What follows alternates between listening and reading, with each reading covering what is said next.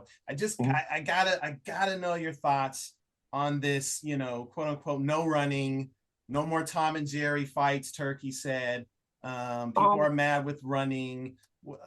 I think he just saw that weekend, which it all happened in one weekend. So it's like it all overspilled. The pot boiled because it all happened in one weekend. You had William Skull, um, who basically just didn't fight, Yeah. and then Devin Haney the night before also, did the bare minimum. I will say some of it has to be on the opponents too. The ring is square. If it shouldn't just be on a guy running, it should also be on the guy fighting him. If he doesn't know how to cut off the ring, he deserves to get out too. Because if you can't cut off the ring at this level, dude, you should be home too. You should be you're just as bad as the guy running. Okay, because I wasn't even a pressure fighter and I knew how to cut off the ring. You watch my fight with Deb, I'm cutting off the ring the whole time. You know what I mean? So even if I'm not a pressure fighter, I knew how to cut off the ring. So I feel like at a high level, if you don't know how to cut off the ring, bro, you also should be home where the guy running should go. Okay, if that's the case. Because it takes two to tango, the ring is square. There's guys who run all over the ring, yes, of course. But think about this. Could you ever see somebody running for their life against Miguel Cotto and the fight ended up boring? Miguel Cotto always made sure the fight was exciting because you were not going to run from him. He was going to cut you off. He was going to get to you and you were going to have to fight. There's no way. So if your fighter is high level pressure enough, doesn't matter how much you run, bro. You ain't running. You ain't running nowhere, bro. He's gonna get to you, and you're gonna be forced to fight. So I do think there's a difference between running and boxing. I will say that, and I do think Turkey Al Sheikh had a point when he said that. But there is also the other side of that. Some of this is also on the other opponent. Canelo knows how to cut off the ring. We've seen him do it. We've seen him do it well, actually. So he was just lazy, just picking up his check and wanted to go home. He didn't give a shit. That's what I Okay, so thought too. that's on him too. Mm-hmm. Okay, JC Ramirez, bro, he's been a pro a long time. The ring is still square. I don't care how old you are. You have to run half as much as Haney to cut him off. That's the point of cutting off the ring. You do half the work and you cut off the ring. You know what I mean? Mm-hmm.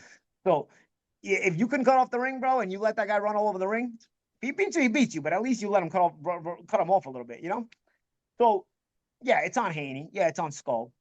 But it's also on Canelo and it's also on Ramirez, dude. You gotta cut off the ring. It irks me when I watch pressure fighters who don't know how to cut off the ring. It really irks me, dude, because that should be like basics 101 if you're a pressure guy. That should be one of the main things you work on all the time if you're a pressure guy. What's the point of being a pressure guy not knowing how to cut off the ring? You know what I mean? Right. You know what I mean? That should be one of your main assets. Right. So I do think it's both. And I think people were saying, oh, people are gonna, he's gonna come down on guys like Shakur. I don't think Shakur runs. I think Shakur boxes. Shakur boxes. He'll step out of range. He'll step back in range. You know what I mean? Like Shakur Stevenson is not a runner. People used to call Floyd Mayweather a runner. No, he wasn't. He used to step out of range. He used to step in range. You know what I mean? He used to push you back. He used to push him back. It was a give and take of range. And you couldn't hit him, sure, but that doesn't mean he was running. He was never running. If you really look at it, he was at times he would shift across the ring, but he was in place. He changed range on you. Many times he's stepping forward as well. Why did Victor Ortiz headbutt him? But Floyd was coming forward in that fight. You know what I mean? So same thing with Shakur Stevenson. If you watch, it's a give and take. He's stepping in, he's stepping out. He's stepping in, he's stepping out. He's occupying space, he's giving space. And in between all that, he's working very intelligently. That's not running. As long as Sergey Alashik understands the difference with that kind of boxing and what Devin Haney and Skull did, that's not boxing. That's literally running. Okay, you might have won the fight. You might have won the fight if you're Haney, but that's running. That's now you're sacrificing all entertainment to just steal the bag. Is that the difference though? Is that the difference between like strictly running and boxing, right? Like, is Yeah, that the difference being able to yeah, to change yeah. those levels? But here's the difference: a guy who boxes like Shakur and Floyd, it's not as easy to cut the ring off on them because they're in position, always stepping and not running. So when they're stepping in and out of range, they can punch at any point because they're always in position to punch. When you're running, you're not always in position to punch because you're literally on your track shoes. So you can cut a guy off who's running. It's more difficult to cut a guy off who's boxing that way because he can always pounce on you because he's in position to punch because he's not running. He's not airborne. He's not in flight. A guy who's in flight, you're supposed to be able to cut him off and make him fight. A guy who's in flight, you have to cut him off. And there's no excuse for not cutting him off. So a guy who's in flight, yes, the blame is on him, but the blame is also on the guy and the opponent fighting him. Because the guy who's in flight can't fight that way. He can only fly that way. He has to stop the fight. So it's your job to cut him off and make him fight. While a guy who's stepping around all the time, stepping in and out of range, he can fight at any point. You step to him because he's set to fight at every second of the fight. He's not in flight. There's a scientific difference there. That's why there's boxing and there's running. But when it comes to the runner, although the runner deserves blame, the opponent also deserves blame because he's got to know how to cut off the damn ring. You heard it there. $1 million question though. Sugar Ray Leonard, was he running or was he boxing Roberto Duran? He was running. He was running. He had a big ring. He set. He was running, but I think the point of that fight also was going to be to take Duran late and start fighting him more. I don't think he would have. I don't think he would have occupied the whole 15 rounds running like that. I think he was running him. He was mixing boxing with running. He was doing a lot of running. The thing with Duran that you notice as you get older, I think about these things because there's more subtleties that you understand, especially when you've boxed your entire career. You look at Ray Leonard, he had a lot of marathon rings.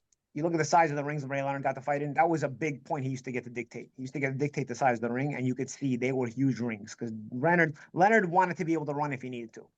Leonard obviously would fight you in spots, but Leonard wanted to be able to run if he needed to. And I think that came about after the first Duran fight. After the first Duran fight, he wanted to have that option because he realized, okay, I got to be disciplined, or I'm giving away my talent by fighting guys that I don't have to fight. And if you notice, the Duran rematch it's a marathon ring. The Hagler fight, it's a marathon ring.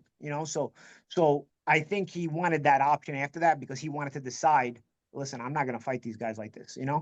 But there's still a way to box and a way to run. I do think that, for example, in the Hagler fight, he's mixing running and boxing. He's actually mixing running and fighting in the Hagler fight, more and more so than boxing. Because in the Hagler fight, he's putting shoe shines together and putting punches together. And people are like, oh, those aren't hard punches. They got 8-ounce gloves, bro. You know what? And Hagler's not punching back when he's getting shoe shines. So you know what? Hagler's got to cover. If you're forcing a guy to cover, and again, I think the decision is still debatable. But listen, you're forcing a guy to cover, you're hitting hard enough. So nobody can tell me that those shoe shines weren't fighting. So in the Hagler fight, he's running and fighting, but he still wanted the ring the size big enough to be able to run. So that's why you got to be careful how you criticize runners and boxers, because the guys are going to do what they have to do to win. I think it's up to the naked eye, the human eye, to see, were you trying to win that way? Were you looking to win, or were you just looking to steal the bag? Skull and Haney were looking to steal the bag, bro. What about De La Hoya when he fought Trinidad? I think he thought he had it in the bag. Didn't want to risk. I think he thought he had it in the bag. I think there was a fear, for sure, because you don't start running like that without having a little bit of fear. But I think he was too sure of himself. I think also getting possibly undeserved decisions against Pernell Whitaker and guys like that give you a false sense of security. Like, I'm going to get it. Undeserved win against Pernell Whitaker. Yeah. Yes, thank you for saying it, Paulie. I think things like that lead to 1990. That was in 1997. It lead to the 1999 fight with Trinidad, and you think, I got this in the bag. I box well enough. If I just go the distance, there's no way that I'm not going to get the decision. And I think that false sense of security comes from getting the decisions like the Pernell Whitaker fight. Was the Trinidad before or after September 99 was Trinidad, March 97 was Whitaker. Trust me, man. I remember those fights. When was Corte? Corte was the year before. 98, I think, was Corte. Or early 99, maybe. Earlier 99, maybe March 99. I think the Corte fight was either March 98 or March 99. Man, good old days. Well, there you go. You heard each other. Yeah, in their prime. No shit, man. In their prime, man. That was it was the good old days, bro. It was the good old days. Hopefully, Yeah, but even then, you had the little politic game. I mean, De La Hoya rematched Chavez, which was like a who cares fight. You're right. But he didn't rematch Whitaker, which was a fight everybody would have wanted to see. Facts. So there was still politics even back then. He didn't rematch him. He didn't rematch Corte. Yeah. Man. Definitely politics. Politics and runners back in the day. It's nothing new. Yeah. It's nothing new.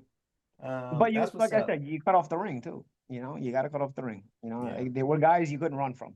I bring up Miguel Cotto. You could not run from Cotto. He would make you fight. Ask Floyd. Floyd had a very tough fight with Cotto. You know what I mean? Like, he forced you to fight. Cotto would not just let you breathe and give you the rest. You look at a guy like Golovkin. Are you going to run from Golovkin? No way, bro. Prime Golovkin, you were going to be forced to fight. There's no way of ands or buts about it. You were not going to move your way around the ring and run around like that and get away with it. No shot. So that's why you're going to blame the runner. You have to also blame the opponent to a degree. Yeah. Do you think Cotto was your toughest fight? Cotto was the best fighter I fought in terms of completeness, but because I had such a speed advantage over him, it allowed me to make the fight more competitive because I had that speed advantage. I think the most difficult fight style matchup for me was Khan because he had that Dalsim. Remember Street Fighter? Dalsim long arms and Yeah. used to snuff. It was like that rat-a-tat-tat, and he could be in and out of range so quick, and like you couldn't really answer him, even if the shots weren't that crazy hard. It was like they were ricocheting off you. So he was scoring and he was frustrating you, and you know he was just constant with that shaky legs, you know, that in and out. And so I think style wise, that was the most difficult fight. But Cotto was the most complete fighter I fought. But it allowed me to be more. I was able to be more competitive with Cotto because I had an advantage over him. I had a speed advantage. With Khan, well, everything I did well, you know, it was kind of like offset by what he did well. You know, so stylistically, that was a tougher fight. But Cotto's a more complete fighter, and I think Cotto would have beat Khan because Cotto, like I said, Cotto cuts you off and makes you fight. So you ain't doing all that running stuff with Cotto, man. He'll get in your face, force you to fight and hurt you. Tough. That dude was tough. That dude was Yeah. tough. That's what's up, man. Well, Yeah. I appreciate it. Best commentator in boxing, Paulie Yeah. Malignaggi. Definitely looking forward to the comeback. Well, I mean, is it a comeback? I mean, Yeah, they call it say a don't call it. comeback. LL said don't call it a comeback, so I won't call it a comeback. You know, We'll call it something. it's The a foray return, into something. It's a foray into something new. You know, the foray. next journey. Yeah, foray into, yes, exactly, the next journey because you have a vision, and the way you attack that vision is through the journey. So That's we'll what's see. up. That's what's Yeah. up, man. Looking forward to it, brother.